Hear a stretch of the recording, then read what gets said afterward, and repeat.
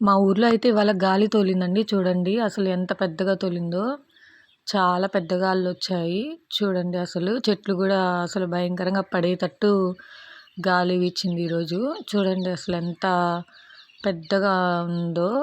చెట్టయితే చూడండి అసలు పడిపోయేటట్టే ఊగిపోతా ఉంది. మా చిన్ను చూడండి అసలు ఎలా చూస్తుందో.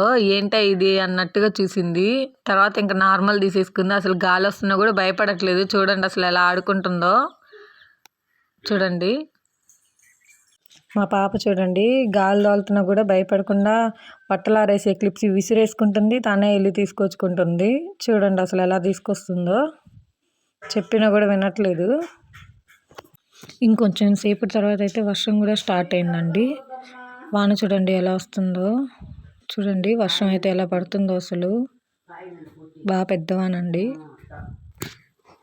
ఇంకా మా పాప అయితే వర్షం తగ్గిపోయిన తర్వాత వాళ్ళ నాన్నమ్మ దగ్గర కూర్చొని చింతకాయలు అయితే కొడుతుందండి. చూడండి హెల్ప్ చేస్తుంది వాళ్ళ నాన్నమ్మకి.